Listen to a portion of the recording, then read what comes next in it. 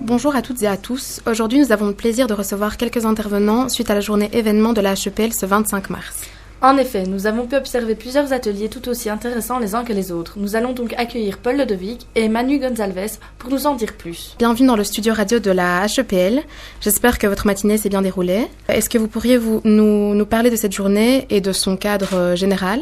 Donc c'est une journée dont l'objectif est de se faire rencontrer d'un côté des formateurs des hautes écoles qui forment des assistants sociaux, et puis de l'autre côté des gens qui sont issus des milieux professionnels, donc des assistants sociaux qui sont en situation professionnelle. Et l'idée était de créer des échanges, des contacts entre ces gens-là pour débattre d'un certain nombre de thèmes qui sont jugés d'actualité dans le cadre du travail social. Et Manu Gonzalez et moi avons animé particulièrement ce matin un atelier où il était question d'intelligence artificielle. Qu'est-ce qui a émergé durant cet atelier ? Vous en avez retenu quelque chose en particulier ? Alors, on sort de l'atelier et donc on n'a pas encore fait une synthèse bien impeccable, mais donc on peut quand même faire un certain nombre de retours sur ce qui nous a impressionné ou ce qu'on a retenu de cet atelier-là. Voilà. Moi, ce que je retiens d'abord, c'est qu'il y avait du monde et que les gens étaient extrêmement intéressés par cette thématique et qu'on avait un peu peur que le réflexe, quand on parle d'intelligence artificielle dans le cadre du travail social, le premier réflexe est de dire on dit non et on s'oppose absolument, et que en définitive ça s'est pas passé comme ça, et donc assez vite les gens ont compris que bien sûr il y a beaucoup d'enjeux, beaucoup de questions de fond très interpellantes sur la question des intelligences artificielles, mais que la réaction qui est de dire non n'est peut-être pas la meilleure, et qu'il faut peut-être effectivement aller plus loin que simplement s'opposer de manière linéaire et brutale. Et vous, Monsieur Gonzalez, vous en avez pensé quoi ? Pour continuer dans ce que vient de dire mon collègue, c'est vrai qu'on a pu parler des intelligences artificielles comme étant des outils. Et un outil, on apprend à le manipuler, on apprend à le connaître, et on commence alors seulement à imaginer à quoi il pourrait nous être utile.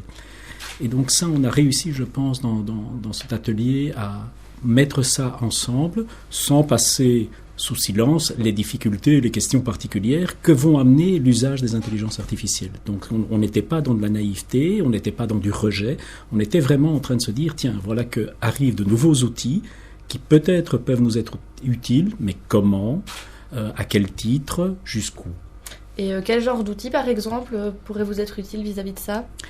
Eh bien, par exemple, une intelligence artificielle, ça pourrait être un moyen par rapport à une arrivée massive d'une population avec des problématiques particulières. Donc, prenons par exemple ce qui est en train d'arriver aujourd'hui avec l'augmentation du taux de chauffage, du gaz et de l'électricité.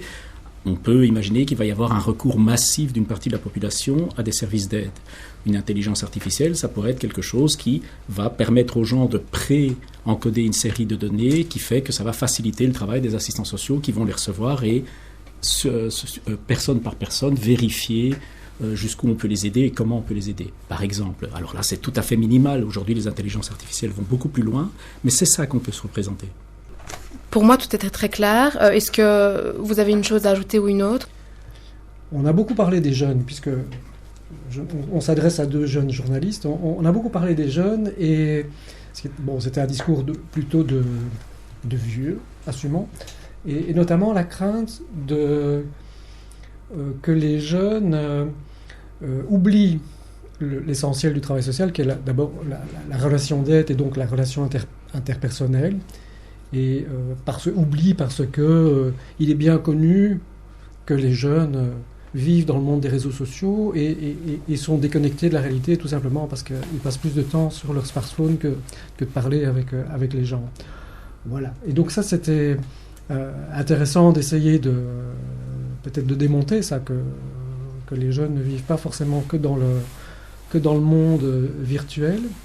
Et qu'en tous les cas, un enjeu, c'est effectivement que les comportements numériques spontanés que les jeunes peuvent adopter, c'est quand ils sont dans un processus de formation pour devenir assistants sociaux ou autres, d'apprendre à ce que ces comportements numériques spontanés se transforment dans des comportements professionnels. Donc de ne pas lâcher le numérique, mais d'en faire un usage plus professionnelle et moins spontanée. Eh ben, merci pour le temps que vous nous avez accordé. Et alors, nous allons poursuivre avec Patrick Dussard et Renaud Levesque.